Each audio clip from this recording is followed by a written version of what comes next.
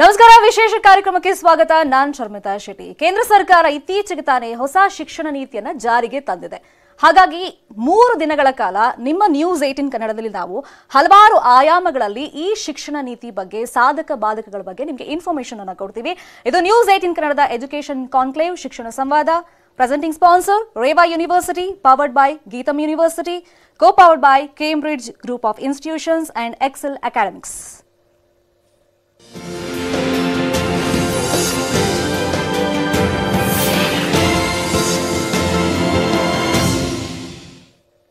ವೀಕ್ಷಕರೇ 1947 ಅಂತಂದ್ರೆ ನಮ್ಮ ದೇಶಕ್ಕೆ ಸ್ವಾತಂತ್ರ್ಯ ಬಂದ ಮೇಲೆ ನಗರ ಹಾಗೇನೆ ಗ್ರಾಮೀಣ ಪ್ರದೇಶದಲ್ಲಿ ಅನಕ್ಷರತೆ ಸಮಸ್ಯೆ ಏನಿತ್ತು ಅದನ್ನ ಬಗೆಹರಿಸಬೇಕು ಅಂತ ಕೇಂದ್ರ ಸರ್ಕಾರ ಸಾಕಷ್ಟು ಶಿಕ್ಷಣ ನೀತಿಯನ್ನ ಜಾರಿಗೆ ತಂದಿದೆ ಸೊ ಇಂದಿರಾ ಗಾಂಧಿ ಅವರು ಪ್ರಧಾನಮಂತ್ರಿ ಆದ್ಮೇಲೆ 1968 ಅಂತಂದ್ರೆ 1968ರಲ್ಲಿ ಫಾರ್ ದ ಫಸ್ಟ್ ಟೈಮ್ ಈ ಯೋಜನೆಯನ್ನ ನಮ್ಮ ಇಂಡಿಯಾದಲ್ಲಿ ಅವರು ಅಳವಡಿಸೋದಕ್ಕೆ ಒಂದು ಆದೇಶವನ್ನ ಕೊಡ್ತಾರೆ ಅದಾದ್ಮೇಲೆ ನಮ್ಮ ಭಾರತದಲ್ಲಿ ಸಮಾನ ಶಿಕ್ಷಣ ನೀತಿ ಇರಬೇಕು ಇದರಲ್ಲೂ ಕೂಡ ಬಡವರು ಶ್ರೀಮಂತರು ಅಂತ ಯಾವುದೇ ತಾರತಮ್ಯ ಇರಬಾರ್ದು ಅಂತ ಡಾಕ್ಟರ್ ಅಬ್ದುಲ್ ಕಲಾಂ ಅವರು ಸಾಕಷ್ಟು ಯೋಜನೆಗಳನ್ನ ಕೇಂದ್ರ ಸರ್ಕಾರಕ್ಕೆ ಅವರು ಪ್ರಿಫರ್ ಮಾಡ್ತಾರೆ ಅದಾದ್ಮೇಲೆ ಅಂತಂದ್ರೆ 34 ವರ್ಷಗಳ ಆದ್ಮೇಲೆ 2020ರಲ್ಲಿ ಈಗ ಹೊಸ ಶಿಕ್ಷಣ ನೀತಿ ಜಾರಿಗೆ ಬಂದಿದೆ ಹಾಗಾದ್ರೆ ಈ ಶಿಕ್ಷಣ ನೀತಿಯ ಸಾಧಕ ಬಾಧಕಗಳು ಯಾವ ರೀತಿಯಾಗಿ ಇರುತ್ತೆ ಇದು ಯಾವ ತರ ಇಂಪ್ಲಿಮೆಂಟ್ ಆಗುತ್ತೆ 2040ರ ವೇಳೆಯಲ್ಲಿ ಸೊ ಯಾವ ತರ ಶಿಕ್ಷಣ ವ್ಯವಸ್ಥೆ ಇರುತ್ತೆ ಅನ್ನೋದು ಮೇನ್ ಟಾಪಿಕ್ ಆಗಿರುತ್ತೆ 3 ದಿನಗಳ ಕಾಲ ನಾವು ಈ ಬಗ್ಗೆ ಹಲವಾರು ಆಯಾಮಗಳಲ್ಲಿ ಚರ್ಚೆಯನ್ನ ಮಾಡ್ತೀವಿ ನಮ್ಮ ಜೊತೆ ಶಿಕ್ಷಣ ತಜ್ಞರಿರ್ತಾರೆ ಹಾಗೇನೆ ಸರ್ಕಾರದ ಭಾಗವಾಗಿರುವಂತಹ ಸಚಿವರುಗಳು ಕೂಡ ಇರ್ತಾರೆ ಸೊ ಇನ್ನು ಫೌಂಡೇಶನ್ ಅನ್ನೋದು ವೆರಿ ಇಂಪಾರ್ಟೆಂಟ್ ಆಗುತ್ತೆ ಯಾವ ರೀತಿ ಒಂದು ಬಿಲ್ಡಿಂಗ್ ಕಟ್ಟುವಾಗ ನಾವು ಫೌಂಡೇಶನ್ ಸ್ಟ್ರಾಂಗ್ ಆಗಿರಬೇಕು ಅಂತ ಹೇಳ್ತೀವಿ ಅದೇ ರೀತಿ ಎಜುಕೇಶನ್ ಸಿಸ್ಟಮ್ ನಲ್ಲೂ ಅಷ್ಟೇ ಫೌಂಡೇಶನ್ ಸ್ಟ್ರಾಂಗ್ ಆಗಿರಬೇಕು ಅಂತಂದ್ರೆ ಪ್ರಾಥಮಿಕ ಶಿಕ್ಷಣ ವ್ಯವಸ್ಥೆ ಏನಿರುತ್ತೆ ಅದು ತುಂಬಾನೇ ಸ್ಟ್ರಾಂಗ್ ಆಗಿರಬೇಕಾಗುತ್ತೆ ಸೊ ಹಾಗಾಗಿ ಈಗ ಏನು ಶಿಕ್ಷಣ ನೀತಿ ಜಾರಿಗೆ ಬರ್ತಾ ಇದೆ ಅದು 5+3+3+4 ಇದೆ ಸೊ ಈ ಹಿಂದೆ ನಾವು 10+2 ವ್ಯವಸ್ಥೆಯಲ್ಲಿ ಓದ್ತಾ ಇದ್ವಿ ಸೊ ಇವತ್ತಿನ ನಮ್ಮ ಟಾಪಿಕ್ 5+3+3 ಸೊ ಶಿಕ್ಷಣ ತಜ್ಞರಿದ್ದಾರೆ ಸಚಿವರಾಗಿರುವಂತಹ ಸುರೇಶ್ ಕುಮಾರ್ ಇದ್ದಾರೆ ಎಲ್ಲರೂ ಕೂಡ ಕಾರ್ಯಕ್ರಮಕ್ಕೆ ವೆಲ್ಕಮ್ ಮಾಡ್ತಾ ಇದ್ದೀನಿ ನಮ್ಮ ಜೊತೆ ಇದ್ದಾರೆ ಪ್ರಾಥಮಿಕ ಮತ್ತು ಪ್ರೌಢಶಿಕ್ಷಣ ಸಚಿವರಾಗಿರುವಂತಹ ಶ್ರೀ ಸುರೇಶ್ ಕುಮಾರ್ ಅವರು ಹಾಗೇನೆ miss Sheetal director of private school Cambridge group of institutions ಇಂದ ಇನ್ನು ಶಿಕ್ಷಣ ಇಲಾಖೆಯ ಪರಿವೀಕ್ಷಕರಾಗಿರುವಂತಹ ನಾಗೇಂದ್ರಪ್ಪ ಅವರಾದ ಅವರು ಹಾಗೇನೆ ಸ್ಕಿಲ್ ಬೇಸ್ಡ್ ಕೋರ್ಸ್ ಎಕ್ಸ್ಪೋರ್ಟ್ ಆಗಿರುವಂತಹ ಜಗದೀಶ್ ಶೇಖರ್ ನಾಯ್ಕ್ ಅವರಿದ್ದಾರೆ ನನ್ನ ಫಸ್ಟ್ ಕ್ವೆಶ್ಚನ್ ಸುರೇಶ್ ಕುಮಾರ್ ಅವರಿಗೆ ಸರ್ ಹೊಸ ಶಿಕ್ಷಣ ನೀತಿಯನ್ನ ನೀವು ಹೆಂಗ್ ವ್ಯಾಖ್ಯಾನ ಮಾಡ್ತೀರಾ ಅದರ ಮೂಲ ಆಶಯ ಏನ್ ಸರ್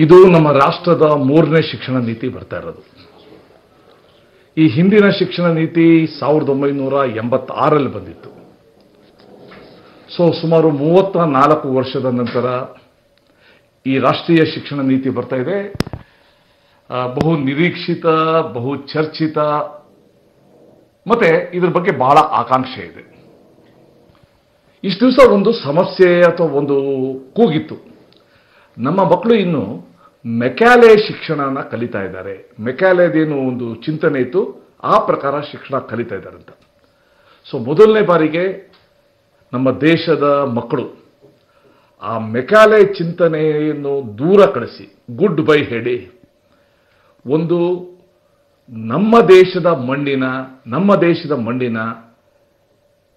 ಒಂದು ವಿಚಾರ ಚಿಂತನೆ ಕಲೀಲಿಕ್ಕೆ ಇದೊಂದು ಬಹಳ ಒಂದು ಒಳ್ಳೆಯ ಅವಕಾಶ ಇದೆ ಮತ್ತೆ ಒಬ್ಬ ಮಗು ಪರಿಪೂರ್ಣ ನಾಗರಿಕನಾಗಿ ಹೇಗೆ ಬೆಳಿಬೇಕು ಅವನು ಆರ್ಥಿಕವಾಗಿ ಹೇಗೆ ಸದೃಢ ಆಗಬೇಕು ಜೊತೆಗೆ ಸರ್ವಾಂಗೀಣ ಅವನಲ್ಲಿ ಅಭಿವೃದ್ಧಿ ಹೇಗೆ ಆಗಬೇಕು ಅದನ್ನ ಮನಸ್ಸಲ್ಲಿಟ್ಕೊಂಡು ಮಾಡಿರುವ ಅತ್ಯುತ್ತಮ ಒಂದು ರಾಷ್ಟ್ರೀಯ ಶಿಕ್ಷಣ ನೀತಿ ಇದು ಬಹಳ ವರ್ಷದ ಕಸರತ್ತಾಗಿದೆ 5 ವರ್ಷದಿಂದ ಕಸರತ್ತಾಗಿದೆ ಅಂಡ್ ನಮ್ಮ ರಾಜ್ಯದ ಹಿರಿಮೆಯನ್ನೇ ನಮ್ಮ ರಾಜ್ಯದ ಕಸ್ತೂರಿ ರಂಗನ್ ಅವರು ನಮ್ಮ ರಾಜ್ಯದ ಎಂ ಕೆ ಶ್ರೀಧರ್ ಅವರು ಅವರೆಲ್ಲ ಸೇರ್ಕೊಂಡು ಮಾಡಿದ್ದಾರೆ ಸೊ ಇದು ಒಂದಂತೂ ವಿಶ್ವಾಸ ಇದೆ ಮುಂದಿನ 30 ವರ್ಷ ಈ ಶಿಕ್ಷಣ ನೀತಿಯನ್ನ ನಾವು ಅಳವಡಿಸಿದಾಗ ನಮಗೇನು ಒಂದು ಆಸೆ ಇದೆ ಸಮಾಜಕ್ಕೆ ಆಸ್ತಿಯಾಗಬಲ್ಲ ದೇಶಕ್ಕೆ ಆಸ್ತಿಯಾಗಬಲ್ಲ ಹೆಮ್ಮೆ ತರಬಲ್ಲ ಅಂತ ಯುವಕರು ಯುವತಿಯರು ಇದರಿಂದ ಹೊರಬರ್ತಾರೆ ಫೈನ್ ಸರ್ ಹಾಗೆ ಸಂಪರ್ಕದಲ್ಲಿ ನಿಮ್ಮ ಹತ್ರ ನಾನು ಮಾಡ್ತೀನಿ ಸಂವಾದವನ್ನ ಮುಂದುವರಿಸ್ತೀನಿ ಚರ್ಚೆಯನ್ನ ಮಾಡ್ತೀನಿ ಮಿಸ್ ಶೀತಲ್ ಈಗ ಇನ್ ಪ್ರೀ ಸ್ಕೂಲ್ ಕಾನ್ಸೆಪ್ಟ್ ಅಂತ ಏನಿದೆ ಸೊ ಇದು ಈ ಎಜುಕೇಶನ್ ಸಿಸ್ಟಮ್ಗೆ ಯಾವ ತರ ಪೂರಕ ಅಂತ ನೀವು ಹೇಳ್ತೀರಾ ಎಲ್ಲರಿಗೂ ನಮಸ್ಕಾರ. ನನಗೆ ಈ ಅವಕಾಶವನ್ನು ಕೊಟ್ಟಿದ್ದಕ್ಕೆ News18 ಅವರಿಗೆ ಧನ್ಯವಾದಗಳು. ಫಸ್ಟ್ ಆಫ್ ಆಲ್ ನಾನು ಈ ಪಾಲಿಸಿ ಬಗ್ಗೆ ಹೇಳಬೇಕು ಅಂತಿದ್ರೆ, ಒಂದು ಶಿಕ್ಷಣ ಇತಿಹಾಸಕ್ಕೆ ಈ ಪಾಲಿಸಿ ಒಂದು ಹೆಗ್ಗಿರುತ್ತ ಆಗುತ್ತದೆ. ಯಾಕೆ ಹೇಳ್ತಾ ಇದ್ದೀನಿ ಅಂದ್ರೆ, ಯಾವಾಗ್ಲೂ ನಮ್ಮ ಭಾರತದ ಒಂದು ಶಿಕ್ಷಣ ವ್ಯವಸ್ಥೆಯನ್ನು ಒಂದು ರೋಟ್ ಲರ್ನಿಂಗ್ ಅಂತ ಕ್ರಿಟಿಸೈಸ್ ಮಾಡ್ತಾ ಇದ್ರು. ಯಾವುದೇ ಆಗ್ಲಿ ಒಂದು ಹೊರಗಿನ ಪ್ರಪಂಚವನ್ನು ಒಂದು ಅವಕಾಶವನ್ನು ಅದ್ರ ಬಗ್ಗೆ ಅರ್ಥ ಮಾಡಿಸಲ್ ಬೇಕಾಗಿತ್ತು. ಆದ್ರೆ ಓನ್ಲಿ ಎಕ್ಸಾಮ್ಸ್ಗೋಸ್ಕರ ಓದೋ ತರ ಇತ್ತು ಮಕ್ಕಳು. ಈ ಪಾಲಿಸಿಯಿಂದ, because this policy is very comprehensive, it's holistic, it is far sighted, it's student centric, and I think ಈ ರಾಷ್ಟ್ರದ ಭವಿಷ್ಯದ ಬೆಳವಣಿಗೆಯಲ್ಲಿ ಇದು ಉತ್ತಮ ಪಾತ್ರವನ್ನು ವಹಿಸುತ್ತದೆ. ಒಂದು ವೈಬ್ರೆಂಟ್ ಎಜುಕೇಶನ್ ಮಿನಿಸ್ಟರ್ ಹೇಳಿದರ ತರ ಒಂದು ವೈಬ್ರೆಂಟ್ ನಾಲೆಜ್ ಸೊಸೈಟಿ ಅಂತ ನಾವೇನು ಒಂದು ಆಶೆ ಪಡ್ತಾ ಇದ್ದೀವಿ ಒಂದು ಭಾರತವನ್ನು, I think this will help transform, this policy will help transform it ಅಂತ. It was 10+2 and now it is 5+3+3+4. ಇದು ಪ್ರೀ ಸ್ಕೂಲ್ ಅನ್ನೋದು ಒಂದು ಎಜುಕೇಶನ್, ಒಂದು ಮಗುವಿನ ಭವಿಷ್ಯಕ್ಕೆ ಬಹಳ ಬಹಳ ಇಂಪಾರ್ಟೆಂಟ್. ಏನಕ್ಕೆ ಹೇಳ್ತೀನಿ ಅಂದ್ರೆ, ನಾನು ಸೈನ್ಸ್ ಅನ್ನು ಹೇಳ್ಬೇಕಂದ್ರೆ, babies are born with more than 100 billion nerve cells in their brains. ಈ ಲರ್ನಿಂಗ್ ವಿಲ್ ಓನ್ಲಿ ಅಕರ್, ಈ ನರ್ವ್ ಸೆಲ್ಸ್ ಮತ್ತೆ neurons connect with each other through synapses. ಇದು first 6 years of child's life ಅಂತ ನಾವು ಏನು ಹೇಳ್ತೀವಿ, that will shape their destiny. ಈ first 6 years age ಅಲ್ಲಿ ಒಂದು 90% of the brain capacity develop ಆಗೋಗಿರುತ್ತೆ. ಒಂದು ಕ್ರಿಟಿಕಲ್ ಬ್ರೈನ್ ಡೆವಲಪ್ಮೆಂಟ್ ಅಂತ ನಾವೇನು ಹೇಳ್ತೇವೆ, that happens during this particular age group. ಅದು ಬಹಳ ಜನಕ್ಕೆ ಗೊತ್ತಿಲ್ಲ. ಇವಾಗ ನಾವು ಸಿಟಿಯಲ್ಲೇ ಇರ್ಬೋದು, ಒಂದು ರಿಮೋಟ್ ಪ್ಲೇಸಸ್ ಅಲ್ಲೂ ಇರ್ಬೋದು, ಯಾಕಪ್ಪ ನಮ್ಮ ಮಗುನ ಫಸ್ಟ್ ಸ್ಟ್ಯಾಂಡರ್ಡ್ ಇಂದ ಕಳ್ಸೋಣ ಅಂತ ಹೇಳ್ತಾರೆ. But because of this first 5 years of life is very important and the brain is more flexible. The more exercise you give in different areas of brain, it will have a very lasting and impact on the learning ability. On the naven heltave building block of child's future will be based on health, happiness, growth, development. On the learning achievement ge idondu dodda matte bahala ಮುಖ್ಯವಾದಂತ ವಿಷಯ. Fine, ಮಾತಾಡ್ತೀನಿ madam ನಿಮ್ಮ ಹತ್ರ. Nagendrappa ಅವರಾದ sir, ಇವಾಗ ನಮ್ಮ ದೇಶದಲ್ಲಿ ನಾವು ನೋಡೋದಾದ್ರೆ, ಈಗ 3 ವರ್ಷದಿಂದ ಎಜುಕೇಶನ್ ಸ್ಟಾರ್ಟ್ ಮಾಡಬೇಕು ಅಂತ ಈ ಪಾಲಿಸಿ ಹೇಳ್ತಾ ಇದೆ. ಸೊ ಫೈನಾನ್ಷಿಯಲ್ ಕಂಡೀಷನ್ ಇರ್ಬೋದು, ಸಾಮಾಜಿಕವಾಗಿರ್ಬೋದು, ಪೇರೆಂಟ್ಸ್ 3 ವರ್ಷದ ಮಕ್ಕಳನ್ನ ಯೂನಿಫಾರ್ಮ್ ಹಾಕ್ಬಿಟ್ಟು ರೆಡಿ ಮಾಡಿ ಸ್ಕೂಲಿಗೆ ಕಳಿಸುವಂತ ಕಂಡೀಷನ್ ಅಲ್ಲಿ ಎಷ್ಟು % ಇದ್ದಾರೆ?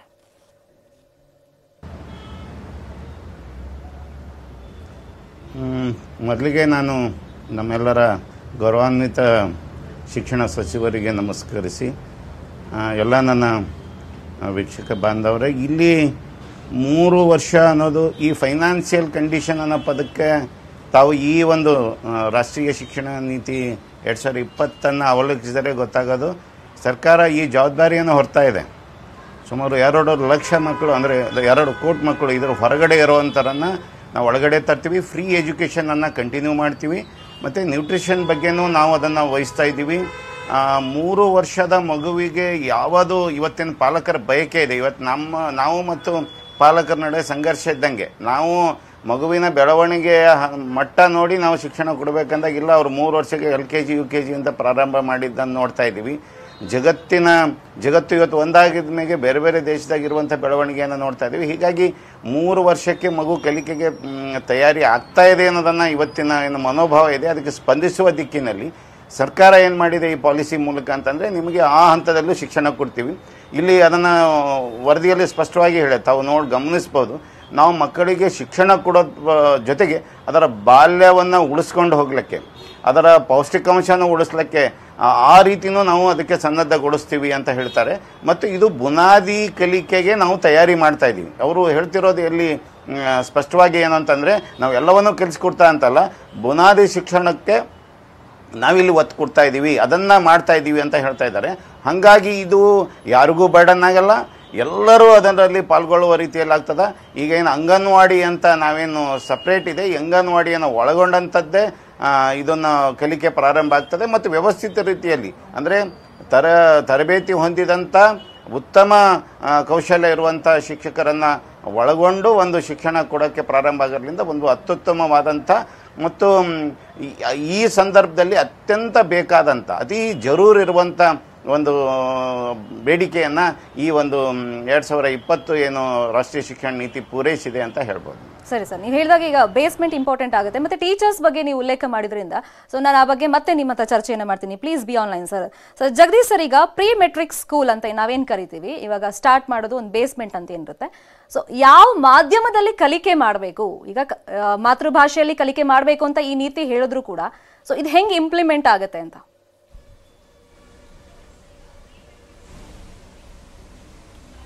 ಮುಖ್ಯವಾಗಿ ನಾವು ಇವತ್ತು ಈ ಶಿಕ್ಷಣ ನೀತಿಯನ್ನು ನಾವು ನೋಡಿದ್ರೆ ಭಾರತ ದೇಶದಲ್ಲಿ ಮಾತೃಭಾಷೆ ಅನ್ನೋದು ತುಂಬ ಮುಖ್ಯ.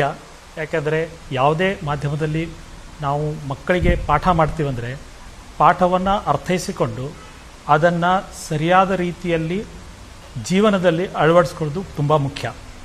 ಆ ಹಿನ್ನೆಲೆಯಲ್ಲಿ ನಾವು ಈಗ ಒಂದು ಕೌಶಲ್ಯದೆಡೆ ನಾವೇನು ಮಾತಾಡ್ತಾ ಇದ್ದೀವಿ ಇವತ್ತು ಶಿಕ್ಷಣ ನೀತಿಯಲ್ಲಿ, ಹೊಸ ಶಿಕ್ಷಣ ನೀತಿ ರಾಷ್ಟ್ರೀಯ ಶಿಕ್ಷಣ ನೀತಿಯಲ್ಲಿ 6ನೇ ಕ್ಲಾಸ್ನಿಂದ ನಾವು ಮೆಟ್ರಿಕ್ವರೆಗೆ ಮತ್ತು ಮುಂದೆ ನಾವು 5+3+3+4 ಫಾರ್ಮ್ಯಾಟಲ್ಲಿ ನಾವು ನೋಡಿದಾಗ ಕೌಶಲ್ಯ ಅಭಿವೃದ್ಧಿ ಅನ್ನೋದನ್ನು ಸಾಕಷ್ಟರ ಮಟ್ಟಿಗೆ ನಾವು ಇದನ್ನು ಅಳವಡಿಸ್ಕೊಂಡಿದ್ದೀವಿ. ಈ ಹಿನ್ನೆಲೆಯಲ್ಲಿ ಒಂದು ಲ್ಯಾಂಗ್ವೇಜ್ ಆದರೆ language has always been there. Kannada ಆಗಿರ್ಬೋದು, ಈಗ ನಾವು ತ್ರಿಭಾಷಾ ಸೂತ್ರವನ್ನು ಅಳವಡಿಸ್ಕೊಂಡಿದ್ದೀವಿ ಈ ಮಾಧ್ಯಮದಲ್ಲಿ. ಮುಖ್ಯವಾಗಿ ಎಜುಕೇಷನ್ ಶಿಕ್ಷಣ ಜೊತೆ ಕೌಶಲ್ಯವನ್ನು ಸಾಕಷ್ಟು ಒತ್ತು ಕೊಟ್ಟು ಈ ಒಂದು ಕಾರ್ಯಕ್ರಮದಲ್ಲಿ ನಾವು ಮುಂದೆ ತೊಗೊಂಡು ಹೋಗ್ತಾ ಇದ್ದೀವಿ. ಮಾನ್ಯ ಸಚಿವರು ಹೇಳಿದಾಗೆ ನೆಕ್ಸ್ಟ್ 30 ವರ್ಷ ಈ ಒಂದು ಮಹತ್ವದ ಬದಲಾವಣೆ ನಮ್ಮ ಭಾರತ ದೇಶದಲ್ಲಿರುವಂತಹ 3,22,00,000 ಜನ ವಿದ್ಯಾರ್ಥಿಗಳು ಏನು ಮೇನ್ ಸ್ಟ್ರೀಮ್ ಎಜುಕೇಷನಿಂದ ಹೊರತುಪಡಿಸಿ, ಉದಾಹರಣೆಗೆ KG to PG 25 ಕೋಟಿ ವಿದ್ಯಾರ್ಥಿಗಳನ್ನು ಏನು ಈಗ ನಮ್ಮ ಎಜುಕೇಷನ್ ಸಿಸ್ಟಮಲ್ಲಿ ಇದ್ದಾರೆ, ಅದರಲ್ಲಿ ಈ 3,22,00,000 ವಿದ್ಯಾರ್ಥಿಗಳನ್ನು ಒಳಪಡಿಸಿ 100% ಗ್ರಾಸ್ ಎನ್ರೋಲ್ಮೆಂಟ್ ರೇಷಿಯೋಯನ್ನು ನಾವು ಮಾಡೋ ಪ್ರಯತ್ನ ಮಾಡ್ತಾ ಇದ್ದೀವಿ. ಆ ಹಿನ್ನೆಲೆಯಲ್ಲಿ ನಾವು ಮಾಧ್ಯಮದ ಮೂಲಕ ಯಾವುದೇ ಶಿಕ್ಷಣದ ನೀತಿ ಮೂಲಕ ನಾವು ಹೋಗೋ ಪ್ರಯತ್ನ ಮಾಡ್ತಾ ಇದ್ದೀವಿ. Okay sir, please be on sir, ನಿಮ್ಮ ಹತ್ರ ಮಾತಾಡ್ತೀನಿ. ಸುರೇಶ್ ಕುಮಾರ್ ಅವರೇ, ಈಗ ಏನು ಪಾಲಿಸಿ ಇದೆ ಇದನ್ನ ಸಮಾಜ ಇರ್ಬೋದು ಅಥವಾ ಪೇರೆಂಟ್ಸ್ ಇರ್ಬೋದು ಅಥವಾ ಶಿಕ್ಷಣ ತಜ್ಞರು ಇರ್ಬೋದು ಯಾವ ಕಾರಣಕ್ಕೆ ಒಪ್ಕೊಳ್ಬೇಕು ಅಂತ ನೀವು ಹೇಳ್ತೀರಾ?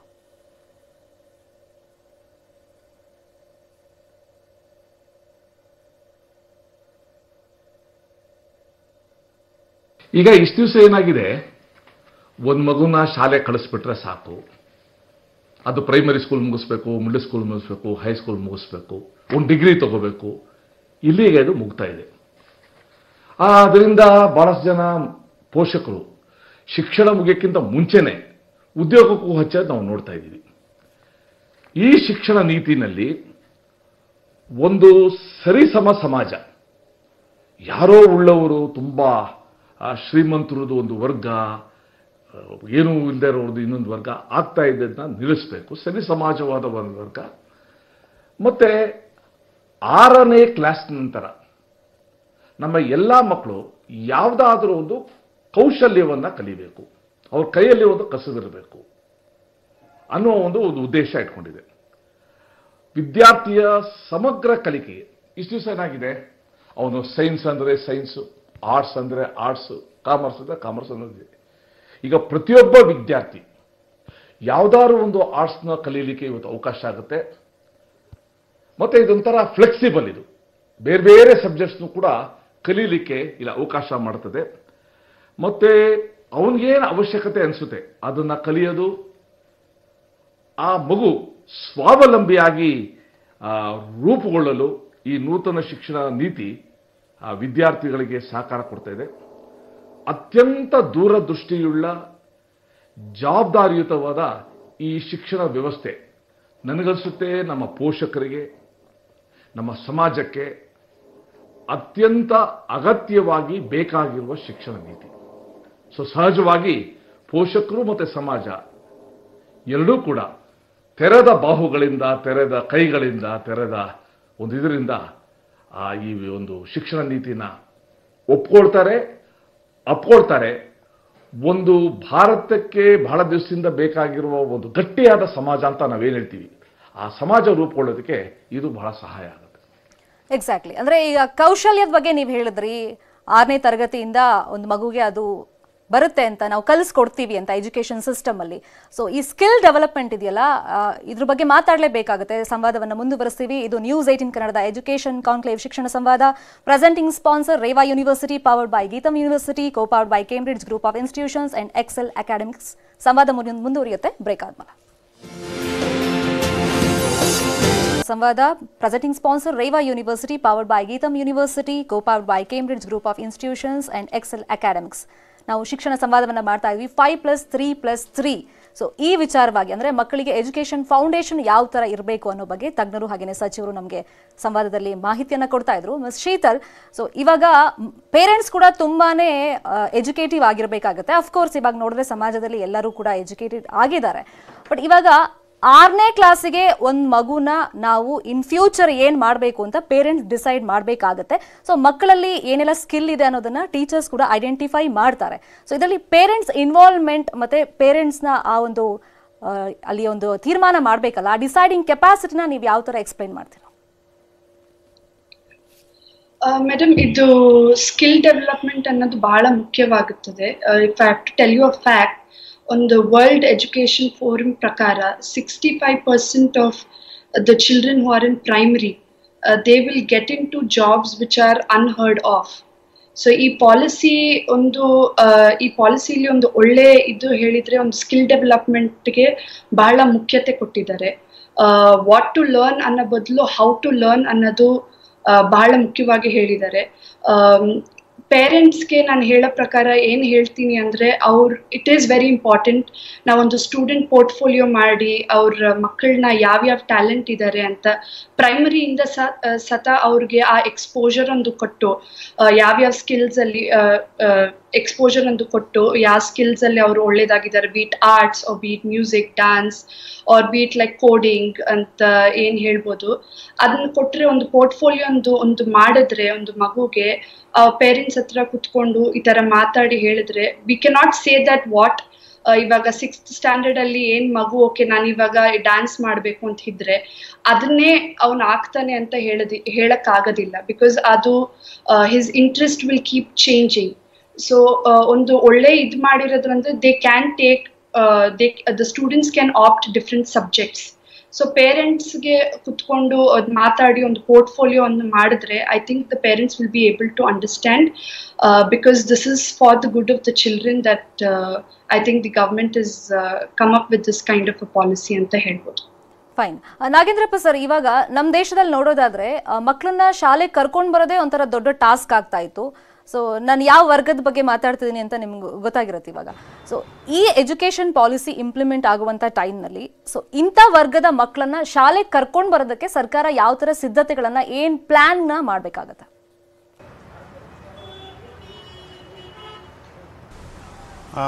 ಮೇಡಮ್, ಈಗಾಗಲೇ ನಾನು ಮೊದಲೇ ಹೇಳ್ದಂಗೆ ಈಗ 2 ಕೋಟಿ ಮಕ್ಕಳು ಅನ್ನೋ ಏನು ಅವರು ಉಲ್ಲೇಖ ಮಾಡಿದ ಸಂಖ್ಯೆ ಅದ, ಅದು ಆ ವರ್ಗವನ್ನೇ ಪ್ರತಿನಿಧಿಸುವಂಥದ್ದು. ವರ್ಗ ಅಂದರೆ ಇಲ್ಲಿ ನಾವು ದುಡಿಯೋ ವರ್ಗ ಅಂತ ಅಲ್ಲ, ಯಾಕೆಂದರೆ ಇವತ್ತು ಶಿಕ್ಷಣಕ್ಕೆ ಕೊಡಿಸೋ ಬಗ್ಗೆ ಆಸಕ್ತಿ ಜನರಲ್ಲಿ ಬಂದುಬಿಟ್ಟದ, ಅದನ್ನು ಮಾಡ್ತಾ ಇದ್ದಾರೆ. ಆದರೆ ಕೆಲವೊಂದು ವರ್ಗ ಇನ್ನೂ ನಮಗೆ ಅದಕ್ಕೆ ದೂರ ಇರ್ತಾ ಇದೆ. ಹಾಗಾಗಿನೇ ಈಗ ಇವರು ಈ ನೀತಿಯಲ್ಲಿ ಒಂದು ಸ್ಪಷ್ಟನ ಮಾಡ್ಯಾರ, ಆಯಾ ಪ್ರಾದೇಶಿಕ ಭಾಷೆ ಸ್ಥಳೀಯ ಭಾಷೆಯಲ್ಲಿಯೂ ಪ್ರಾರಂಭದ 5 ವರ್ಷದ ಶಿಕ್ಷಣ ಕೊಡಬೇಕು ಅಂತ ಮನಸ್ಸು ಮಾಡಿದ್ದಾರೆ. ಯಾಕಂದರೆ ಇದು ಭಾಷೆನೂ ಒಂದು ಇದಕ್ಕೆ ಕಾರಣ ಆಗ್ತಾ ಇದೆ.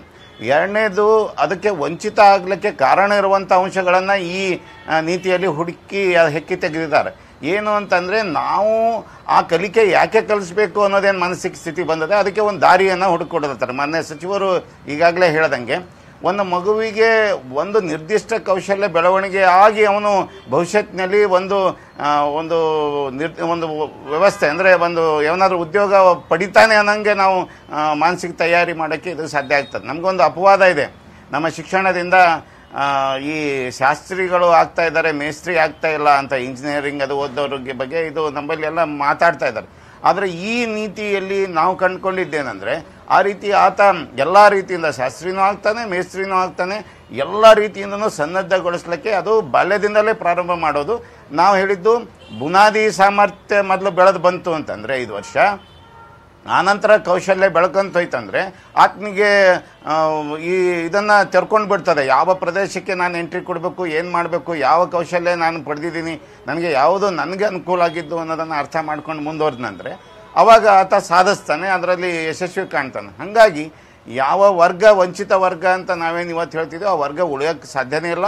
ಅದು ಮೂಲ ವಾಹಿನಿಗೆ ಬರ್ತದೆ, ಮುಖ್ಯವಾಹಿನಿಗೆ ಬರ್ತದೆ, ಇದರೊಳಗಡೆ ಸೇರ್ಕೋತದೆ ಅನ್ನೋದು ಈ ಒಂದು ನನ್ನ ಒಂದು ಆಶಾಭಾವನೆ. ಈ ಒಂದು ನೀತಿಯ ಮೂಲಕ ಅದು ಸಾಧ್ಯ ಇದೆ ಅಂತ ಅನ್ನಿಸ್ತೀವಿ. Fine sir. ಜಗದೀಶ್ ಅವರೇ, ಇವಾಗ 6ನೇ ಕ್ಲಾಸಿಂದ ಮಗುವಿನ ಕೌಶಲ್ಯ ಮತ್ತೆ ಸಾಮರ್ಥ್ಯ ಏನು ಅಂತ ಟೀಚರ್ಸ್ ಐಡೆಂಟಿಫೈ ಮಾಡ್ತಾರೆ. ಮುಂದೆ ಮಗು ಯಾವ ರೂಟಲ್ಲಿ ಹೋಗಬೇಕು, ಏನು ಓದಬೇಕು, ಏನು ಎತ್ತಲ್ಲ ಡಿಸೈಡ್ ಆಗುತ್ತೆ. ಆ ಡಿಸೈಡಿಂಗ್ ಫ್ಯಾಕ್ಟರ್ ಅಲ್ಲಿ ಇವಾಗ ಒಂದು ಇಂಪಾರ್ಟೆಂಟ್ ಅಂತಂದ್ರೆ ಯಾವ ರೀತಿ ಕೌಶಲ್ಯವನ್ನ ಮಕ್ಕಳಿಗೆ ಕಳಿಸ್ಕೊಡ್ತಾರೆ ಈ ಒಂದು ಪಾಲಿಸಿ ಮುಖಾಂತರ ಅಂತ. ಅಂದ್ರೆ ದೇಸಿ ಕೌಶಲ್ಯನ ಕಳಿಸ್ಕೊಡ್ತಾರಾ ಅಥವಾ ವಿದೇಶಿ ಇದು ಸ್ಕಿಲ್ ಅನ್ನ ಅಳವಡಿಸ್ಕೊಳ್ಬೇಕಾ, ಅಂದ್ರೆ ಯಾವ ತರ ಇರಬೇಕದು?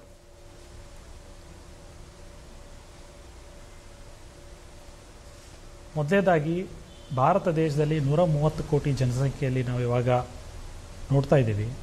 49 ಕೋಟಿ 42 ಲಕ್ಷ ಜನ ವರ್ಕ್ಫೋರ್ಸಲ್ಲಿ ಆಲ್ರೆಡಿ ಇದ್ದಾರೆ. ಈ 49 ಕೋಟಿ 42 ಲಕ್ಷ ಜನಸಂಖ್ಯೆಯಲ್ಲಿ 92% 92% ಆರ್ ಇನ್ ಇನ್ಫಾರ್ಮಲ್ ಸೆಕ್ಟರ್, ಅಸಂಘಟಿತ ವಲಯದಲ್ಲಿ ಕೆಲಸ ಮಾಡ್ತಾ ಇದ್ದಾರೆ. 8% ಜನ ಅಂದರೆ ಹೆಚ್ಚು ಕಡಿಮೆ 4 ಕೋಟಿ ಜನ ಆರ್ಗನೈಸ್ ಸೆಕ್ಟರಲ್ಲಿ, ಫಾರ್ಮಲ್ ಸೆಕ್ಟರಲ್ಲಿ ಕೆಲಸ ಮಾಡ್ತಿದ್ದಾರೆ. ಸೊ ನಮ್ಮ ಭಾರತ ದೇಶದ ವೈವಿಧ್ಯತೆ ಪ್ರಕಾರ ಮುಂದಿನ ದಿನಮಾನಗಳಲ್ಲಿ ಬರುವಂತಹ ಸರ್ಕಾರದ ಅಥವಾ ಖಾಸಗಿ ಸಂಸ್ಥೆಗಳ ಮೂಲಕ ಬರುವಂಥ ಹೂಡಿಕೆ ಆಗಿರ್ಬೋದು, ಅಥವಾ ಭಾರತ ದೇಶದ ಎಕಾನಮಿ ಮೇಲೆ ಪರಿಣಾಮ ಬೀರುವಂತಹ ಬೇರೆ ಬೇರೆ ಕ್ಷೇತ್ರಗಳಿರ್ಬೋದು. ಈಗ ಒಟ್ಟಾರೆ 38 ಕ್ಷೇತ್ರಗಳಿದೆ ಭಾರತದಲ್ಲಿ. ಆ 38 ಕ್ಷೇತ್ರಗಳ ಬೇಡಿಕೆ ಪ್ರಕಾರ ಈಗೇನು ನಾವು ವೊಕೇಶ್ನಲ್ ಎಜುಕೇಷನ್ ಅಥವಾ ಕೌಶಲ್ಯ ಅಭಿವೃದ್ಧಿ ಅಥವಾ ನೀವೇನು ಪ್ರಶ್ನೆ ಕೇಳಿದ್ರಿ, ನಾವು ಯಾವ ಕೌಶಲ್ಯವನ್ನು ಅಥವಾ ಯಾವ ಪ್ರಮಾಣದಲ್ಲಿ ನಾವು ಅವರಿಗೆ ಅಧ್ಯಯನ ಮಾಡಿಸ್ಬೇಕನ್ನೋದ್ರ ಪ್ರಶ್ನೆ ಪೋಷಕರಿಗೆ ಆಗಿರ್ಬೋದು ಅಥವಾ ವ್ಯವಸ್ಥೆಗೆ ಆಗಿರ್ಬೋದು.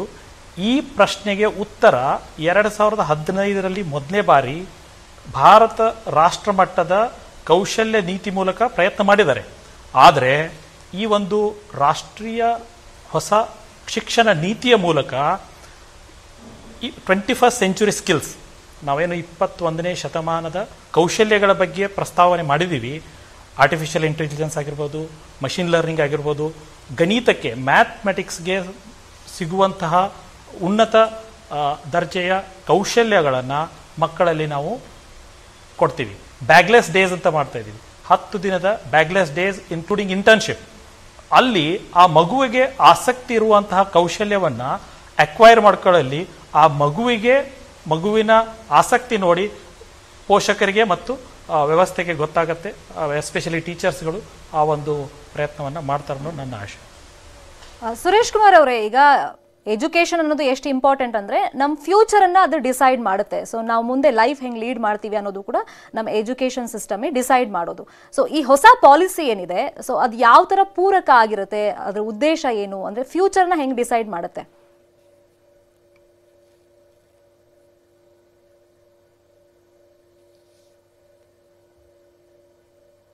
ಅಲ್ಲ, ಇಷ್ಟು ದಿವಸ ಏನಾಗಿದೆ, ಮಕ್ಕಳು ಅಂತಂದ್ರೆ ಉರು ಹೊಡೆಯೋದು, ಮಗ್ಗಿ ಹೊಡೆಯೋದು, ಅದನ್ನೇನೋ ನೆನಪಲ್ಲಿಟ್ಕೊಂಡು ಬರೆಯೋದು ಆಗ್ತಾ ಇತ್ತು. ಇದು ಕಲಿಕೆಯಲ್ಲಿ ಆಸಕ್ತಿ ಉಂಟು ಮಾಡುವ ಒಂದು ನೀತಿನ ಈ ಶಿಕ್ಷಣ ನೀತಿ ಒಳಗೊಂಡಿದೆ.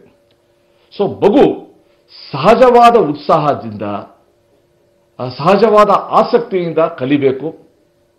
ನಾನು ಆಗಲೇ ಹೇಳಿದಂಗೆ 6ನೇ ತರಗತಿಯ ನಂತರ ಯಾವುದಾದ್ರು ಒಂದು ಕೌಶಲ್ಯವನ್ನು, ಯಾವುದಾದ್ರು ಒಂದು ಸ್ಕಿಲ್ಲನ್ನು ಅವನು ಸಹಜವಾಗಿ ಕಲಿತಾನೆ. ಸೊ ಇದರಿಂದ ಏನಾಗುತ್ತೆ, ಅವನಲ್ಲಿ ಆತ್ಮವಿಶ್ವಾಸ ಜಾಸ್ತಿ ಆಗುತ್ತೆ.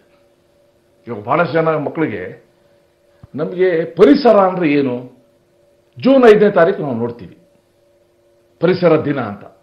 ಆದರೆ ಆ ಪರಿಸರದ ಬಗ್ಗೆನೂ ಕೂಡ ಆ ಮಗುಗೆ ಆಸ್ತಿ ಬೆಳಿಬೇಕು, ಆಸಕ್ತಿ ಬೆಳಬೇಕು. ಪರಿಸರ ನಮ್ಮ ಸಮಾಜದ ಒಂದು ಭಾಗ, ಜೀವನದ ಒಂದು ಭಾಗ ಆಗಬೇಕು. ಸೊ ಇದನ್ನೆಲ್ಲ ಒಳಗೊಂಡು ಇದನ್ನು ಮಾಡ್ತಾ ಇದೆ.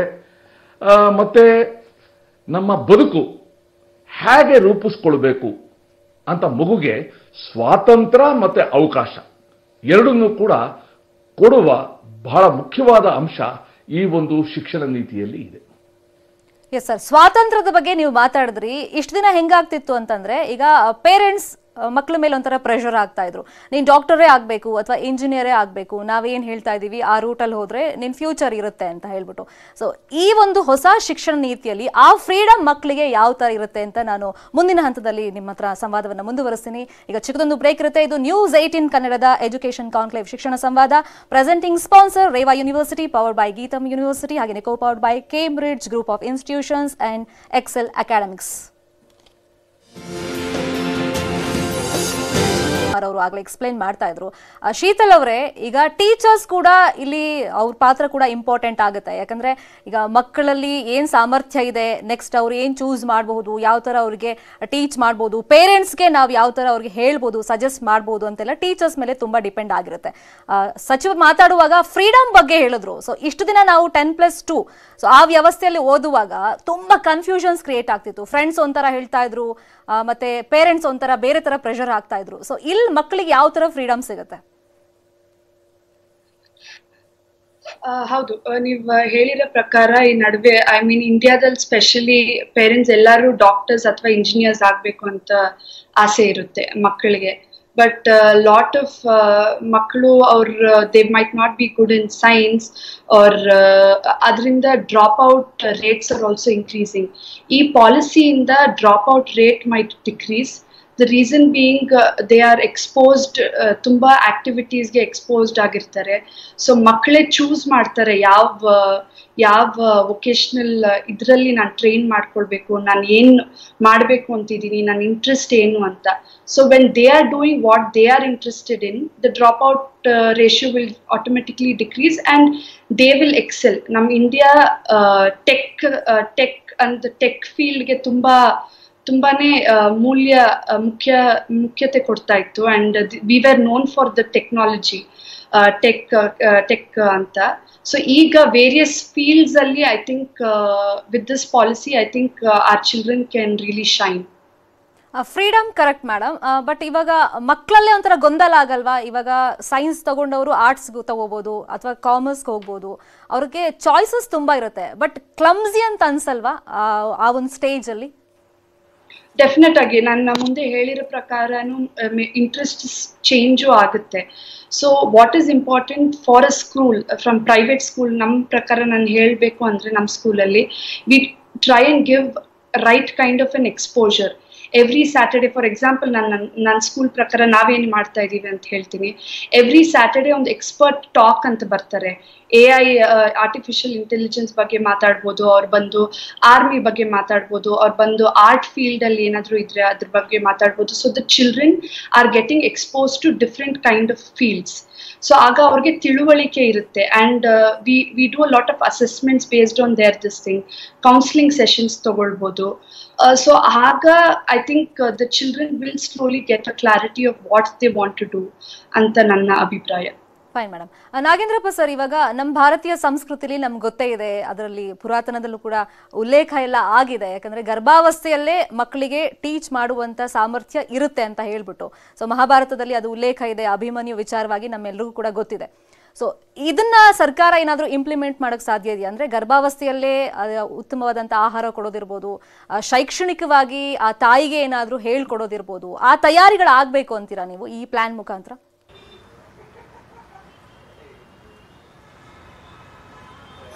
ಮೇಡಮ್, ನಾನು ವೈಜ್ಞಾನಿಕ ದೃಷ್ಟಿಕೋನದಲ್ಲಿ ನನಗೆ ಅದು ಇದನ್ನಲ್ಲ. ಬಟ್ ಗರ್ಭಾವಸ್ಥೆಯಲ್ಲಿ ಮಗುವಿನ ಬೆಳವಣಿಗೆ ಉತ್ತಮ ರೀತಿಯಲ್ಲಾದರೆ ಅದು ಮಗುವಿನ ಆರೋಗ್ಯಕರ ಮಗು ಬೆಳವಣಿಗೆ ಆಗ್ತದೆ. ಯಾವಾಗ ಆರೋಗ್ಯಕರ ಮಗು ಇರ್ತದೆ ಅದರಲ್ಲಿ ಆರೋಗ್ಯಕರ ಮನಸ್ಸು ಇರ್ತದೆ. ಯಾವಾಗ ಆರೋಗ್ಯಕರ ಮನಸ್ಸು ಇರ್ತದೆ ಅಲ್ಲಿ ಒಳ್ಳೆ ರೀತಿಯಿಂದ ಏನೆಲ್ಲ ನೀವು ಬೀಜ ಬಿತ್ತೀರಿ ಅದನ್ನೆಲ್ಲ ಫಲ ಕೊಡ್ತದೆ, ನಾಡ್ತದೆ. ಹಾಗಾಗಿ ನೀವು ಅಲ್ಲಿ ಮಾಡ್ಬೋದು. ಆದರೆ ಶಿಕ್ಷಣ ಕೊಡೋದು ಆ ಹಂತದಾಗೆ ಪ್ರಾರಂಭ ಅನ್ನೋದೇನಿಲ್ಲ. ಆದರೆ ಬೆಳವಣಿಗೆಯ ಮಟ್ಟ ಏನು ಇವತ್ತು ನಾವು ನೋಡ್ತಾ ಇದ್ದೀವಿ ಮನೋವೈಜ್ಞಾನದ ಪ್ರಕಾರ, ಮಕ್ಕಳ ಬೆಳವಣಿಗೆ ಮಟ್ಟ ಈ ಹಿಂದಿನ ಮಕ್ಕಳಿಗಿಂತ ಇವತ್ತಿನ ಮಕ್ಕಳ ಬೆಳವಣಿಗೆ ಮಟ್ಟ ಭಾಳ ಸ್ಪೀಡ್ ಇದೆ, ಭಾಳ ತೀವ್ರಗತಿಯಲ್ಲಿದೆ.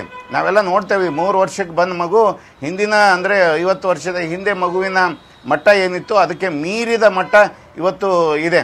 ಹಾಗಾಗಿ ಮಕ್ಕಳ ಏನು ಗ್ರೋತ್ ಇದೆ, ಬೆಳವಣಿಗೆ ಇದೆ, ಅದನ್ನು ಆಧರಿಸಿ ನೋಡೋದಾದರೆ ನಮ್ಮ ಈ ರಾಷ್ಟ್ರೀಯ ಶಿಕ್ಷಣ ನೀತಿ ಗುರುತಿಸಿದಂಗೆ 3 ವರ್ಷದಿಂದ ಅದು ಕಲಿಕೆ. ಮತ್ತು ಕಲಿಕೆ ಅನ್ನೋದನ್ನು ಅವರು ಭಾಳ ಸ್ಪಷ್ಟಪಡಿಸಿದ್ದಾರೆ. ಇಲ್ಲಿ ಈ ಬುನಿಯಾದಿ ಕಲಿಕೆಯಲ್ಲಿ ಒಂದಿಷ್ಟು ಅವರಿಗೆ ಈ ಕಲಿವಿನಲ್ಲಿ ತೊಡಗಿಕೊಳ್ಳುವಂಥ ಪ್ರಕ್ರಿಯೆ, ಅಂದರೆ ಈ ಕಲಿಕೆ ಅನ್ನೋದು ನಾನು ಕಟ್ಕೊಡೋದಲ್ಲ, ಇದು ಮಗು ತಾನೇ ಕಟ್ಕೊಳ್ತದೆ. ಮಗು ತಾನೇ ಕಟ್ಕೊಳ್ಳುವಂಥ ಪ್ರಕ್ರಿಯೆಗೆ ಒಂದು ದಾರಿ ಮಾಡಿಕೊಡೋದು, ಅವಕಾಶ ಮಾಡಿಕೊಡೋ ಕೆಲಸ ಶಿಕ್ಷಕ ಮಾಡ್ತಾನೆ. ನಾವೆಲ್ಲ ಈಗ ಶಿಕ್ಷಕರ ಹುದ್ದೆ ನಿರ್ವಹಿಸ್ತಾ ಇರೋದು ಶಿಕ್ಷಕನಾಗಿ ಬೋಧಿಸ್ಲಿಕ್ಕಲ್ಲ. ನಾವೆಲ್ಲ ಏನಿದೀವಪ್ಪ ಅಂತಂದರೆ ಅವರಿಗೆ ಸಹಾಯ ಮಾಡ್ಲಿಕ್ಕಿದ್ದೀವಿ. ನಮಗೆ ಅವರಿಗೆ ನಾವು ಅಂದರೆ ಫೆಸಿಲಿಟೇಟರ್ ಆಗಿ ನಾವು ಕೆಲಸ ಮಾಡ್ತಾಯಿದ್ದೀವಿ. ಹಾಗಾಗಿ ಶಿಕ್ಷಕರು ಆ ಕೆಲಸ ನಿರ್ವಹಿಸುವಾಗ ಮಗುವಿನ ಬಯಕೆ ತಗೊಂಡು ಅದನ್ನು ಬೆಳೆಸ್ಲಿಕ್ಕಾಗ್ತದೆ ಅನ್ನೋದು. ಆದರೆ ನಾವು ಮಗು ಗರ್ಭಾವಸ್ಥೆಯಲ್ಲಿದ್ದಾಗೆ ಎಲ್ಲವೂ ಕಲಿಕೆ ಪ್ರಾರಂಭ ಅನ್ನೋದು ಅಷ್ಟು ನನಗೇನದು ಇದಿಲ್ಲ ಅನ್ಸಲ್ಲ. Fine sir. ಜಗದೀಶ್ ಅವರೇ, ಈಗ ಈ ಸ್ಕಿಲ್ ಡೆವಲಪ್ಮೆಂಟ್ ಏನಿದೆ ಮತ್ತೆ ಮಕ್ಕಳ ಸಾಮರ್ಥ್ಯ ಇರ್ಬೋದು, ಸೊ ಭಾರತದಂತ ದೇಶದಲ್ಲಿ ಹಳ್ಳಿಗಳನ್ನ ಅಡ್ರೆಸ್ ಮಾಡೋದು ಎಷ್ಟು ಇಂಪಾರ್ಟೆಂಟ್ ಆಗುತ್ತೆ? ಯಾಕಂದ್ರೆ ಇವಾಗ ಸ್ಕಿಲ್ ಡೆವಲಪ್ಮೆಂಟ್ ಅಲ್ಲಿ ಇತ್ತೀಚಿನ ದಿನಗಳಲ್ಲಿ ಎಲ್ಲ ಫಾರಿನ್ ಕಲ್ಚರ್ ನಮ್ಮಲ್ಲಿ ಹಾಸು ಹೊಕ್ಕಾಗ್ತಾ ಇದೆ. ಅದು ಬೇಡವೇ ಬೇಡ ಅಂತ ನಾವು ಖಡಾಖಂಡಿತವಾಗಿ ಹೇಳಕ್ಕಾಗಲ್ಲ. ಸೊ ಅದು ಪಾರ್ಟ್ ಆಫ್ ಲೈಫ್ ಆಗ್ಬಿಟ್ಟಿದೆ. ಬಟ್ ಈ ಹೈನುಗಾರಿಕೆ ಇರ್ಬೋದು, ಕೃಷಿ ಇರ್ಬೋದು, ಈ ಹಳ್ಳಿಗಳನ್ನ ಅಡ್ರೆಸ್ ಮಾಡೋದು ಮಕ್ಕಳಿಗೆ ಎಷ್ಟು ಇಂಪಾರ್ಟೆಂಟ್ ಆಗಿರುತ್ತೆ?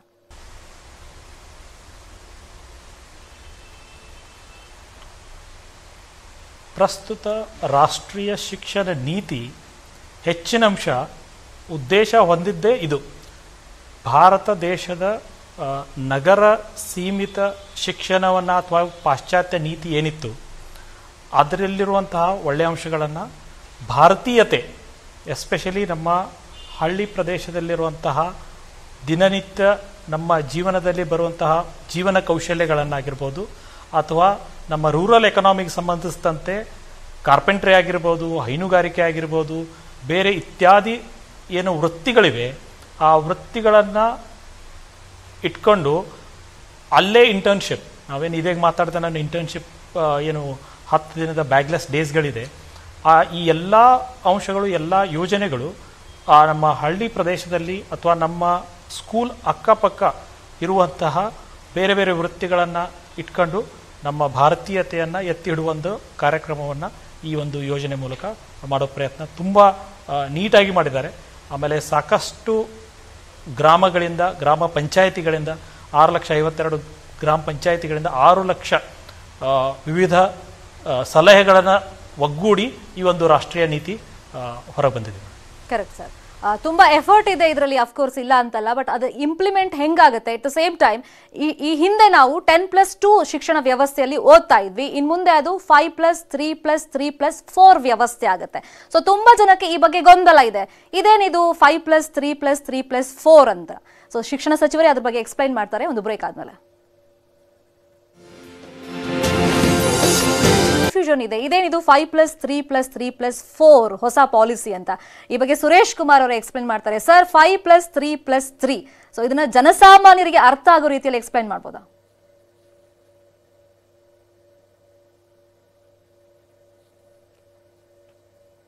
ಈಗ ಇಷ್ಟು ದಿವಸ ಏನಾಗಿದೆ, 10+2 ಅಂತ ಇತ್ತು. ಅಂದ್ರೆ 1ನೇ ಕ್ಲಾಸಿಂದ 10ನೇ ಕ್ಲಾಸ್ವರೆಗೂ ಪ್ರೈಮರಿ, ಮಿಡಲ್, ಹೈಸ್ಕೂಲ್, +2 PUC ಅಂತ ಇತ್ತು. ಈಗ ಇದಕ್ಕೆ ಸ್ವಲ್ಪ ಸ್ವರೂಪ ಬದಲಾವಣೆ ಮಾಡಿ 5+3+3+4 ಅಂತ ಮಾಡ್ತಾ ಇದ್ದಾರೆ. ಏನು 5 ಅಂತಂದ್ರೆ, ಒಂದು 5 ಬಾಲ್ಯಾವಸ್ಥೆ, ಆ ಕಿಶೋರಾವಸ್ಥೆ, ಆ LKG, ಮೊದಲನೇ ಸ್ಟ್ಯಾಂಡರ್ಡು, 2ನೇ ಸ್ಟ್ಯಾಂಡರ್ಡು, 3ನೇ ಸ್ಟ್ಯಾಂಡರ್ಡು, ಇದು ಒಂದು ಭಾಗ. ನಂತರ ಬರ್ತದೆ, ನಾವು ಹೇಳ್ತೀವಿ ಯೂಶಲಿ ಮೊದಲ 5 ವರ್ಷದ ತಳಹದಿಯ ಶಿಕ್ಷಣ, ಫೌಂಡೇಶನ್ ಎಜುಕೇಶನ್. ಅದರಲ್ಲಿ 3 ವರ್ಷ ಬಾಲ್ಯಾವಸ್ಥೆಯ ಶಿಕ್ಷಣ, ಸಹಜವಾಗಿ ಬಾಲಕರಿರ್ತಾರೆ. ಅದರಲ್ಲಿ 3ನೇ ಕ್ಲಾಸು, 4ನೇ ಕ್ಲಾಸು, 5ನೇ ಕ್ಲಾಸ್ ಬರ್ತದೆ ಆ +3ನಲ್ಲಿ. ಅದರ ನಂತರ 3, 6, 7, 8, 6ನೇ ಕ್ಲಾಸು, 7ನೇ ಕ್ಲಾಸು, 8ನೇ ಕ್ಲಾಸು, ಇದನ್ನ ಪೂರ್ವ ಸಿದ್ಧತಾ ತರಗತಿ ಅಂತ ನಾವು ಕರಿತೀವಿ. ಇನ್ನು ಕೊನೆಯದು 9, 10, 11, 12, ಇದು ಪ್ರೌಢ ಹಂತದ ಶಿಕ್ಷಣ. ಬೇರೆ ಕಡೆ ಎಲ್ಲರೂ ಕೂಡ ಇವಾಗ +12 ಅಂತಾನೆ ಇತ್ತು, ನಮ್ಮಲ್ಲಿ ಮಾತ್ರ PUC ಅಂತ ಇದ್ದಿದ್ದು. ಇವಾಗ ಅದನ್ನು ಕೂಡ ಸೇರಿಸಿ ಪ್ರೌಢ ಶಿಕ್ಷಣದ ಶಿಕ್ಷಣ ಅಂತಂತಂದ್ರೆ 9, 10, 11, 12. ಸೊ ಇದರಿಂದ ರಾಷ್ಟ್ರೀಯ ಶಿಕ್ಷಣ ನೀತಿನಲ್ಲಿ ಈ 12 ತರಗತಿಗಳು ಶೈಕ್ಷಣಿಕ ಅಭಿವೃದ್ಧಿಯ ಬೋಧನಾ ಕ್ರಮಗಳಿಗೆ ಅವಶ್ಯಕತೆಗಳಿಗೆ ಇದನ್ನು ರೂಪಿಸ್ತಾ ಇದ್ದಾರೆ. ಸೊ ಇಡೀ ದೇಶದಲ್ಲಿ ಒಂದೇ ಸ್ವರೂಪದ ಶಿಕ್ಷಣ ವ್ಯವಸ್ಥೆ ಇರುತ್ತೆ. ಕೆಲವು ಕಡೆ 10+12, ಕೆಲವು ಕಡೆ PUC ಬಿಟ್ಟು ಎಲ್ಲ ಮಗುನು ಕೂಡ ಪ್ರೀ ನರ್ಸರಿಯಿಂದನೇ ಶಿಕ್ಷಣ ಪ್ರಾರಂಭ ಮಾಡಬೇಕು. ಆ ಮಗುಗೆ ಫೌಂಡೇಶನಲ್ ಕೋರ್ಸ್ ಕೊಡಬೇಕು. ಆ ಮಗುಗೆ ನಾನಾಗಲೇ ಹೇಳಿದಂಗೆ ಯಾರೋ ಉಳ್ಳವರು ಉಳಿದೇ ಇರೋರು ಅನ್ನೋ ವ್ಯತ್ಯಾಸ ಬರಬಾರದು. ಎಲ್ಲರಿಗೂ ಕೂಡ ಸಮಗ್ರವಾದ, ಸಮರ್ಪಕವಾದ, ಸರ್ವಾಂಗೀಣ ಶಿಕ್ಷಣ ದೊರಕಬೇಕು ಅನ್ನೋದು ಈ ಒಂದು 5+3+3+4 ಇದೇನ್ ಮಾಡ್ತಾ ಇದ್ದೀವಿ, ಇದರ ಮುಖ್ಯ ಉದ್ದೇಶ. ಫೈನ್. ಶೀತಲ್, ಈಗ ಇದು ಹೆಂಗೆ ಇಂಪ್ಲಿಮೆಂಟ್ ಆಗುತ್ತೆ? ಮತ್ತೆ ಡ್ರಾಪ್ ಔಟ್ ಕೂಡ ಜಾಸ್ತಿ ಆಗುತ್ತೆ. ಕೆಲವರು 5ನೇ ಕ್ಲಾಸಿಗೆ ಬಿಡ್ಬೋದು, 6ನೇ ಕ್ಲಾಸಿಗೆ ಬಿಡ್ಬೋದು. ಸೊ ಅವ್ರನ್ನ ಹಿಡಿದಿಟ್ಕೊಳ್ಳೋದಕ್ಕೆ ಯಾವ ತರ ತಯಾರಿಗಳಾಗಬೇಕು? ಕ್ವಿಕ್ ಆಗಿ ಮೇಡಮ್. ಒಂದು ಶಿಕ್ಷಣ ಸಂಸ್ಥೆಯಲ್ಲಿ ನಾವು ಇವಾಗ ಏನ್ ಹೇಳ್ತಾ ಇದೀವಿ, ಒಂದು ಮೈಂಡ್ ಸೆಟ್ ಅನ್ನೋದು ನಾವು ಪ್ರೈಮರಿಯಿಂದನೇ ನಾವು ಮಕ್ಕಳಿಗೆ ನಾವು ಏನೇನು ಅವಕಾಶಗಳು ಕೊಡ್ತಾ ಇದೀವಿ ಅಂತ ಹೇಳ್ಬೇಕಾಗತ್ತೆ. ಇಲ್ಲಿ ಒಂದು ಚಾಲೆಂಜ್ ನಾನು ಹೇಳ್ಪಟ್ಟೆ ಅಂದ್ರೆ, ಇವಾಗ ಫಾರ್ ಎಕ್ಸಾಂಪಲ್ ನೀವು ಹೇಳಿದ್ರಿ 5th ಸ್ಟ್ಯಾಂಡರ್ಡ್ ವರ್ಗೂ ಇರಬೇಕು, ಆಮೇಲೆ maybe they'll shift to another place ಅಂತ. ಇಲ್ಲಿ ಲ್ಯಾಂಗ್ವೇಜ್ ಪಾಲಿಸಿ ಒಂದು I think is one challenge probably students might face even if they want to shift ಅಂತ ನನ್ನ ಅಭಿಪ್ರಾಯ. ಬಟ್ ಒಂದು ಶಾಲೆ, ಒಂದು ಶಿಕ್ಷಣ ಸಂಸ್ಥೆಯಲ್ಲಿ ಅವ್ರಿಗೆ ಅನುಕೂಲವಾಗಿ ಎಲ್ಲ ವ್ಯವಸ್ಥೆಯನ್ನು ಮಾಡಿಕೊಟ್ರೆ, ಟೀಚರ್ ಟ್ರೈನಿಂಗ್ ಮಾಡಿದ್ರೆ I think it will help. Nagendrappa sir, ಇವಾಗ ಪಠ್ಯಕ್ರಮ ಅಂದ್ರೆ ಹಿಂದಿಂದ ನಾವು ನೋಡ್ಕೊಂಡ್ ಬರೋದಾದ್ರೆ ಕಮಲ ಬಂದ್ಲು ಹೋದ್ಲು ಇಂಥದ್ದೇ ಇರ್ತಿತ್ತು ಟೆಕ್ಸ್ಟ್ ಬುಕ್ ಅಲ್ಲಿ. ಬಟ್ ಇವಾಗ ನಾವು ನೋಡೋದಾದ್ರೆ ಪಠ್ಯದಲ್ಲಿ ಪ್ರಾಕ್ಟಿಕಲ್ ಆಗಿ ಈ ನದಿಗಳಿರ್ಬೋದು, ನಮ್ಮ ಪರಿಸರದ ಪರಿಚಯ ಇರ್ಬೋದು, ಅದನ್ನ ಇಂಪ್ಲಿಮೆಂಟ್ ಮಾಡೋದು ಎಷ್ಟು ಇಂಪಾರ್ಟೆಂಟ್?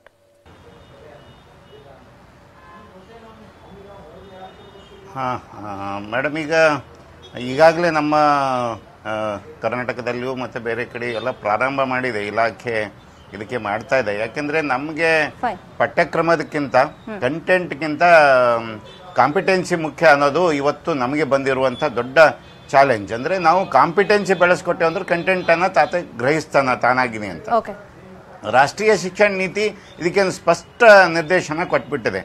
ನಾನು 5ನೇ ತರಗತಿವರೆಗೂ ಕಾಂಪಿಟೆನ್ಸಿ ಬೆಳೆಸ್ತೀನಿ, ಆಮೇಲೆ ಸ್ಕಿಲ್ ಬೆಳೆಸ್ತೀನಿ ಅಂತ. ಅವರು ಹೇಳ್ತಿರೋದು ಕಾಂಪಿಟೆನ್ಸಿ ಬೆಳೀತು ಅಂದ್ರೆ ಸ್ಕಿಲ್ನಲ್ಲಿ ಇಂಟ್ರೆಸ್ಟ್ ಹುಡ್ತದೆ, ಸ್ಕಿಲ್ ಡೆವಲಪ್ ಆಯ್ತಂದ್ರೆ ಜಗತ್ತನ್ನೇ ಗುರುತಿಸ್ಕೊಳ್ತಾನೆ, ಯಾವ್ದು ಓದ್ಬೇಕು ಯಾವ್ದು ಬಿಡ್ಬೇಕು ಅನ್ನೋದು ಆಗ್ತದೆ ಅನ್ನೋದು ನಿರ್ಧಾರ ಇರೋದ್ರಿಂದ ನಾವು ಕಾಂಪಿಟೆನ್ಸಿ ಬೇಸ್ಡ್ ಲರ್ನಿಂಗ್ಗೆ ಒತ್ತು ಕೊಡ್ತಾ ಇದ್ದೀವಿ, ಕಂಟೆಂಟ್ ಬೇಸ್ಡ್ ಇಲ್ಲ ಅನ್ನೋದು. ಅದಕ್ಕಾಗಿ ದಯವಿಟ್ಟು ಇದನ್ನ ಈಗನೂ ಇರೋದು ತಂದ್ರೆ ಅದೇ ಈಗ ಒಂದು ಕಂಟೆಂಟ್ ಅನ್ನ ಕಲ್ತ್ ಬಿಟ್ಟಾನಂದ್ರೆ ಅದು ಎಲ್ಲಿ ಬಳಕೆಗೆ ಆಗಲ್ಲ. ಆದ್ರೆ ಕಾಂಪಿಟೆನ್ಸಿ ಕಲ್ತ್ರ ಎಲ್ಲಿನೂ ಬಳಸಲಿಕ್ಕೆ ಸಾಧ್ಯ ಅನ್ನೋದು ಬಹಳ ಮುಖ್ಯ. ಜಗದೀಶ್ ಅವರೇ, ಕೊನೆ ರಿಯಾಕ್ಷನ್ ನಿಮ್ದು. ಇವಾಗ ಇಂಪ್ಲಿಮೆಂಟ್ ಅಂದ್ರೆ 2040 ವೇಳೆಗೆ ಶಿಕ್ಷಣ ವ್ಯವಸ್ಥೆಯಲ್ಲಿ ಒಂದು ಬದಲಾವಣೆ ಆಗುತ್ತೆ ಅಂತ ಹೇಳ್ಬಿಟ್ಟು ಕೇಂದ್ರ ಸರ್ಕಾರ ಈ ನೀತಿಯನ್ನ ಜಾರಿಗೆ ತರ್ತಿರೋದು. ಇಂಪ್ಲಿಮೆಂಟ್ ಅಲ್ಲಿ ಸೊ ಯಾವ ತರ ಎಫೆಕ್ಟಿವ್ ಆಗಿರ್ಬೇಕು ಅಂತ ಕ್ವಿಕ್ ಆಗಿ ಸರ್.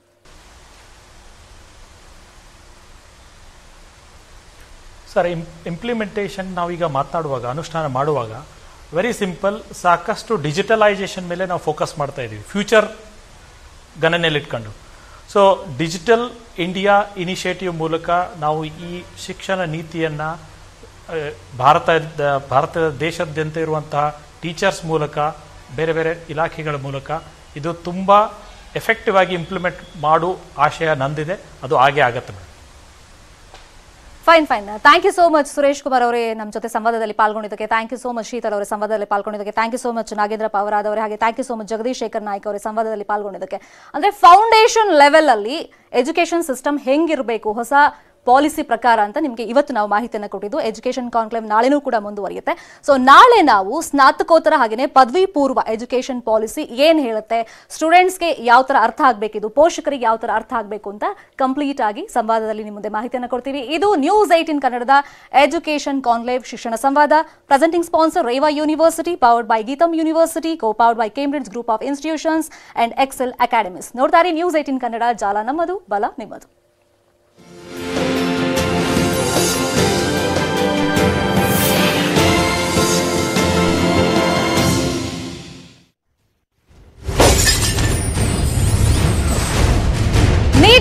JEE ಪರೀಕ್ಷೆ ನಡೆಸೋದಕ್ಕೆ ಕೇಂದ್ರ ಸಿದ್ಧತೆಯನ್ನ ಮಾಡಿಕೊಳ್ತಾ ಇದೆ.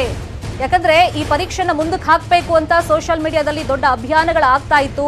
ಕಾಂಗ್ರೆಸ್ ಐಟಿ ಸೆಲ್ನಿಂದಲೇ ಸುಳ್ಳು ಸುದ್ದಿ ಹಬ್ಬಿದೆ ಅನ್ನೋ ವಿಚಾರ ಇದೀಗ ಗೊತ್ತಾಗ್ತಾ ಇದೆ. ಆ ಆರೋಪಗಳು ಕೇಳಿ ಬರ್ತಾ ಇದೆ. ಸಾಮಾಜಿಕ ಜಾಲತಾಣದಲ್ಲಿ ಸುಳ್ಳು ಪೋಸ್ಟ್ಗಳ ಹಾವಳಿ ಈ ವಿಚಾರವಾಗಿದೆ. ಮತ್ತೆ ಟ್ರೆಂಡಿಂಗ್ ಅಲ್ಲೂ ಕೂಡ ಇದೆ. ಇದು ಹಲವಾರು ಸುಳ್ಳು ಫೋಟೋಗಳನ್ನ ಇದೀಗ ಹರಿಬಿಡ್ತಿದ್ದಾರೆ ಅಂತ ಆರೋಪಗಳು ಕೇಳಿ ಬರ್ತಾ ಇದೆ. ಇದರಲ್ಲಿ ವಿರೋಧ ಪಕ್ಷಗಳ ಕೈವಾಡ ಇರುವಂತ ಸಾಧ್ಯತೆ ಇದೆ ಅನ್ನೋ ಆರೋಪಗಳು ಕೇಳಿ ಬರ್ತಾ ಇರೋದು. ಈಗ ಫೈನಲ್ ಇಯರ್ ಎಕ್ಸಾಮ್ ಜೊತೆಯಲ್ಲಿ ಈ ಎಕ್ಸಾಮ್ಸ್ ಕೂಡ ಪೋಸ್ಟ್ಪೋನ್ ಆಗಬೇಕು ಅಂತ ಹೇಳ್ಬಿಟ್ಟು ದೊಡ್ಡ ಮಟ್ಟದಲ್ಲಿ ಸ್ಟೂಡೆಂಟ್ಸ್ ಅಭಿಯಾನವನ್ನ ಮಾಡ್ತಾ ಇದ್ದಾರೆ. ಇದು 2016ರಲ್ಲಿ ನಡೆದಂತ ಒಂದು ಪ್ರತಿಭಟನೆಯ ಚಿತ್ರವನ್ನ ಸೋಷಿಯಲ್ ಮೀಡಿಯಾದಲ್ಲಿ ಪೋಸ್ಟ್ ಮಾಡಿಬಿಟ್ಟು ಇದು ಇವಾಗ ಆಗ್ತಾ ಇರೋದು ಅಂತೆಲ್ಲ ಸೋಷಿಯಲ್ ಮೀಡಿಯಾದಲ್ಲಿ ಹಾಕಿರೋದ್ರಿಂದ ಅದು ಪರಿಣಾಮವನ್ನ ಇವಾಗ ಎದುರಿಸ್ತಾ ಇದ್ದಾರೆ ಅಂತೆಲ್ಲ ಕೆಲವರು ಹೇಳ್ತಾ ಇದ್ದಾರೆ. ಇದು ಕಾಂಗ್ರೆಸ್ ನಾಯಕರಿಂದ ಸುಳ್ಳು ಸುದ್ದಿ ಹಬ್ಬಿಸ್ತಾ ಇರೋದು. ಇದು ಫೇಕ್. ಇದು ಯಾವುದೋ ಹಳೆ ಪ್ರೊಟೆಸ್ಟ್ ಇಂದು ಒಂದು ಫೋಟೋಗಳನ್ನೆಲ್ಲ ಹಾಕ್ಬಿಟ್ಟು ಈ ತರ ಪ್ರೊವೋಕ್ ಮಾಡ್ತಾ ಇದ್ದಾರೆ. ವಿದ್ಯಾರ್ಥಿಗಳು ಹೋಗೋದಕ್ಕೆ ಹೆಂಗ್ ಸಾಧ್ಯ ಇದು?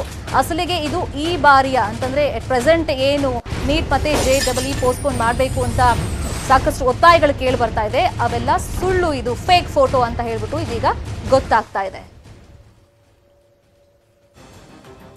ನೀಟ್ ಮತ್ತೆ JEE ಪರೀಕ್ಷೆನ ಮುಂದಕ್ಕೆ ಹಾಕಬೇಕು ಅಂತ ಹೇಳ್ಬಿಟ್ಟು ವಿದ್ಯಾರ್ಥಿಗಳು ಪೋಸ್ಟ್ಪೋನ್ಗೋಸ್ಕರನೇ ಸಾಕಷ್ಟು ಹೋರಾಟಗಳನ್ನ ಸಾಮಾಜಿಕ ಜಾಲತಾಣದಲ್ಲಿ ಮಾಡ್ತಾ ಇದ್ದಾರೆ. ಆ ಟೈಮ್ನಲ್ಲಿ ಏನಾಗಿದೆ, ಸೋಷಿಯಲ್ ಮೀಡಿಯಾದಲ್ಲಿ ಕೆಲವೊಂದು ಫೋಟೋಸ್ಗಳು ಹರಿದಾಡ್ತಾ ಇದೆ. ಅಂತಂದ್ರೆ ಅದರ ಮುಂದಿನ ಪರಿಣಾಮಗಳನ್ನ ನಾವು ಹೆಂಗೆ ಎದುರಿಸಬೇಕಾಗುತ್ತೆ, ನಾವು ಈ ತರ ನೀವೇನಾದ್ರು ಪೋಸ್ಟ್ಪೋನ್ ಮಾಡಿಲ್ಲ ಅಂದ್ರೆ ಈ ತರ ಮಾಡ್ಕೊಳ್ತೀವಿ ಅಂತೆಲ್ಲ ಒಂಥರ ಪ್ರಚೋದನೆ ಕೊಡುವಂತ ಪೋಸ್ಟ್ಗಳು. ಅದೆಲ್ಲ ಹಳೇದು ಅಂತ ಇವಾಗ ಗೊತ್ತಾಗ್ತಾ ಇದೆ.